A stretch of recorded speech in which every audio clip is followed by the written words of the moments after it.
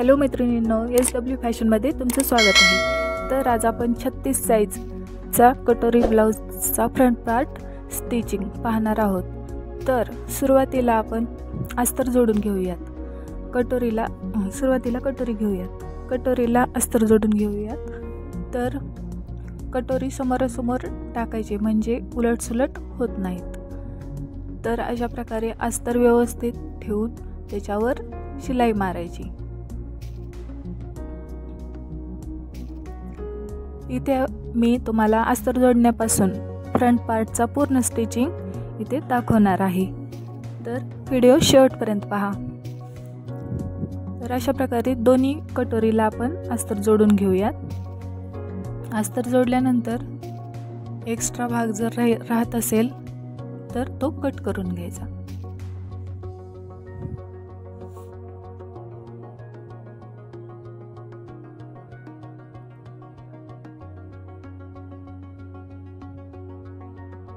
तर अशा प्रकारे मी एक्स्ट्रा कपडा जो राहिलेला आहे तो कट करून घेतला।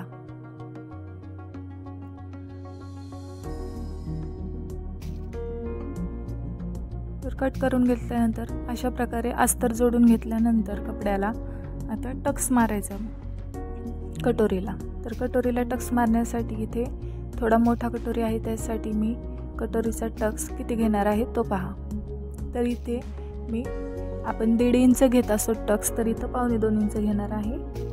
रुंदीला 2.25 इंच टक्स घेणार आहे आणि वरती उंचीला 2.5 अडीच इंचाचा जो टक्स घेत असतो तो इथे मी 2.5 इंचाचा घेणार आहे। तर अशा प्रकारे मोठा टक्स थोडा घेतल्यामुळे पहा कटोरीचा टक्स छान आलेला आहे। तर अशाच प्रकारे दुसरा टक्स सुद्धा मारून घेणार आहे।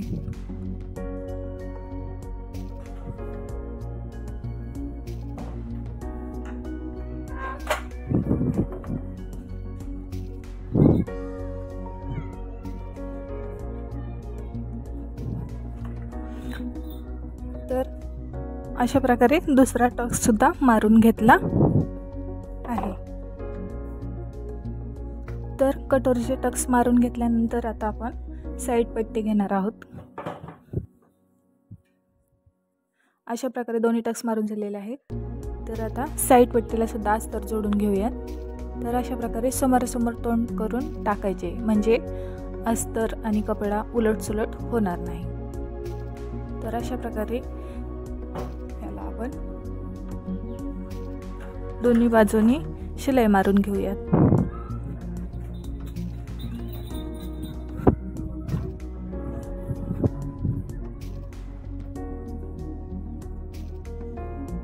तर शिलाई मारून घेतल्यानंतर आपण त्याचा राहिलेला कपडा कट करून घेऊया।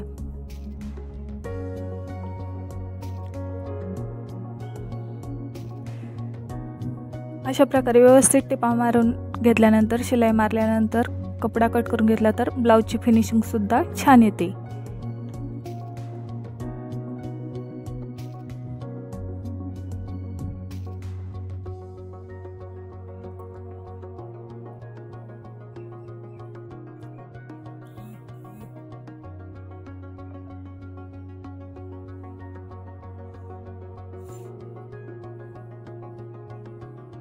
अशा प्रकारे मी दोन्ही साइड पट्ट्यांना अस्तर लावून घेतलेला आहे।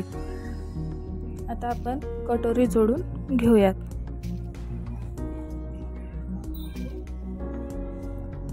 तर इथे मी सुरुवातीला कटोरी पुरतोय का पाहिला, तर आपली कटिंग व्यवस्थित असल्यामुळे कटोरी बरोबर जोडण्यासाठी पुरतो।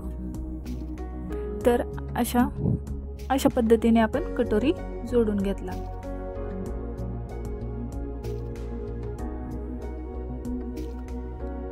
कटोरी जोडून घेतल्यानंतर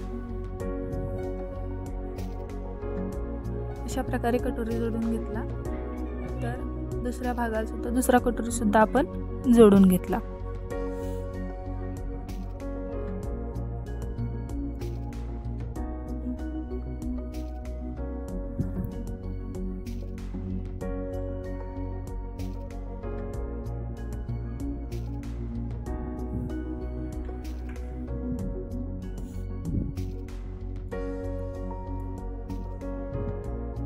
कटोरी जोडून घेतला.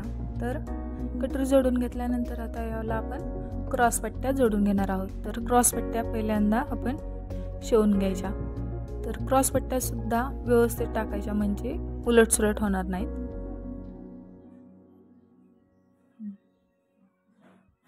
तर क्रॉस पट्ट्याला आपण दोन्ही बाजूनी दोन्ही क्रॉस पट्ट्याला शिवून घेऊयात. क्रॉस पट्टीवर शिलाई मारल्यानंतर त्याच्यावर एक दाब टीपसुद्धा मारायची, म्हणजे क्रॉस पट्टी व्यवस्थित बसते दाब टीप मारल्यामुळे.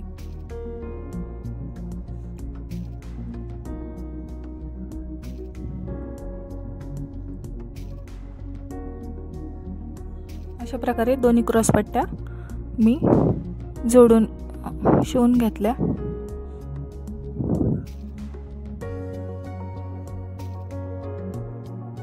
तर आता एक क्रॉस पट्ट्या आपण ब्लाउजला जोडून घेऊयात. तर अशा प्रकारे बरोबर वरून क्रॉस पट्टी टाकायची आणि त्याला जोडून घ्यायची ब्लाउजला. तर क्रॉस पट्टी जोडण्याच्या अनेक पद्धती 2-3 पद्धती आहेत, पण त्यापैकी ही एक पद्धत आहे. तर या पद्धतीने क्रॉस पट्टी जोडल्यामुळे व्यवस्थित येते आणि फिनिशिंगसुद्धा व्यवस्थित दिसते. तर अशा प्रकारे क्रॉस पट्टी जोडण्याची ही एक अंडरग्राउंड क्रॉस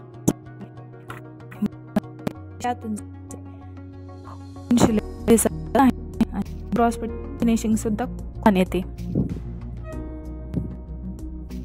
तर पहा, अशा क्रॉस पट्टी आलेली आहे. पहा किती छान फिनिशिंग आलेली आहे.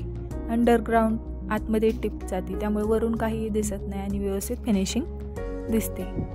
तर अशा प्रकारे दुसरी क्रॉस पट्टी सुद्धा जोडून घेते मी.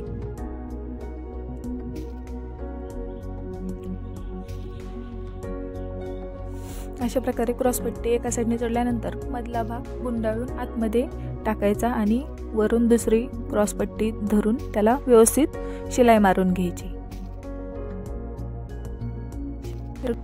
तर जो कपडा गुंडाळून टाकतो एका साईडने आपण बाहेर काढायचा, म्हणजे शिलाई आतून जाती, वरून शिलाई दिसत नाही आणि व्यवस्थित क्रॉस पट्टी दिसते. एक्स्ट्रा भाग जो आहे तो कट करून टाकायचा कपडा. तर अशा प्रकारे छान अशी फिनिशिंग आलेली आहे. तर आता आपण याला हुक आणि लूप पट्टी जोडूया.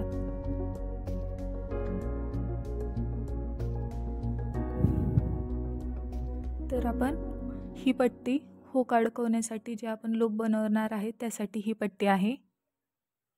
त्याला आपण वरून, ती पट्टी वरून दिसते त्यामुळे त्याला आपण कपडा जोडून घेतलेला आहे. तर अशा प्रकारे ही आहे हुक पट्टी. तर हुक पट्टी नुसती अस्तरची घेतली तरी चालते, कारण हुक पट्टी आतून जाते, वरून दिसत नाही. अशा प्रकारे पट्टी जोडून घेतल्यानंतर त्याच्यावर सुद्धा एक दाब टीप टाकून घ्यायची. दाब टीप टाकल्यानंतर ती पट्टी डबल फोल्ड करून आतमध्ये फोल्ड करायची आणि त्याच्यावर एक शिलाई मारून घ्यायची, म्हणजे पट्टीची फिनिशिंग सुद्धा व्यवस्थित येते.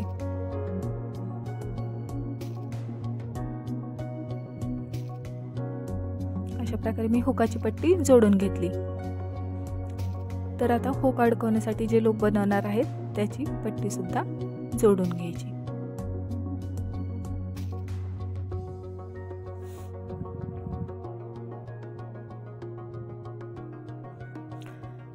हुक अडकवण्यासाठी जी लूप पट्टी आहे ती आपण आतून जोडायची असते आणि फोल्ड करून ती वरती घ्यायची असते. अशा प्रकारे ही फोल्ड करून वरती त्याच्यावर एक शिलाई मारून घ्यायची व्यवस्थित आणि मध्ये शिलाई मारायची मधोमध, कारण याला हुक अडकवण्यासाठी जे लूप बनवणार आहोत आपण ते वरती बनवणार आहोत आणि मशीनवर बनवणार आहोत, त्यामुळे आपण मध्ये टिप मारून घ्यायची. आपण हाताने सुद्धा हुक अडकवण्यासाठी त्याला बनवतो, परंतु इथे मशीनवरच बनवणार आहे त्यामुळे मी अशी पट्टी जोडलेली आहे. तर अशा प्रकारे आता आपण गळा जोडून घेऊयात. गळ्याला मी येथे गळापट्टी लावणार आहे. तर अस्तरचे गळापट्टी काढून घेतलेली आहे, 1 इंचाची, 1.25 इंचाची घेतलेली आहे. तर अशा प्रकारे पट्टी जोडून नंतर त्याच्यावरती दागटीप द्यायची, म्हणजे पट्टीची फिनिशिंग व्यवस्थित येते, गळा व्यवस्थित येतो आणि छान दिसतो. अशा प्रकारे दागटीप दिल्यानंतर ही पट्टीसुद्धा डबल फोल्ड करायची आतमध्ये आणि त्याच्यावर एक शिलाई मारून घ्यायची, व्यवस्थित करायची, म्हणजे फिनिशिंग छान येते.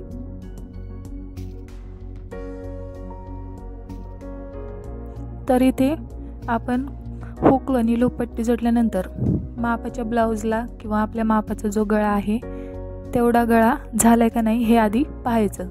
जर झाला नसेल तर थोडा ॲडजस्ट करून घ्यायचा, कमी जास्त कट करून घ्यायचा आणि त्याच्यानंतर आपण त्याला गोट मारू शकतो किंवा हुकाच नंतर गळापट्टी लावू शकतो.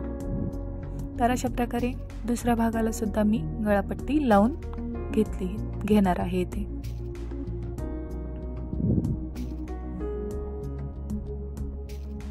तर इथे आपण 1-2 प्लेट्स टाकल्या तरी चालतात गोल गळा येण्यासाठी. क्रॉस पट्टीच घेतलेली आहे गळा जोडण्यासाठी, परंतु जर गळा जास्त असेल तर या ठिकाणी गळा व्यवस्थित गोलाकार येण्यासाठी इथे 1-2 प्लेट्स टाकल्या तरी चालतात पट्टीला, म्हणजे व्यवस्थित गळा येतो.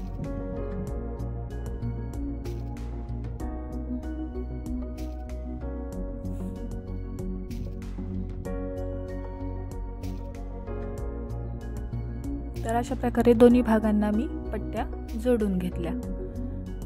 तर अशा प्रकारे मी तुम्हाला कटोरी ब्लाऊजचा फ्रंट पार्ट कसा शिवायचा फिनिशिंगमध्ये ते या ठिकाणी दाखवलेलं आहे. तर तुम्हाला माझा व्हिडिओ आवडला असेल तर चॅनलला नक्की सबस्क्राईब करा, लाईक करा आणि शेअर करा आणि पुढचा व्हिडिओसुद्धा नक्की पहा. थँक्यू.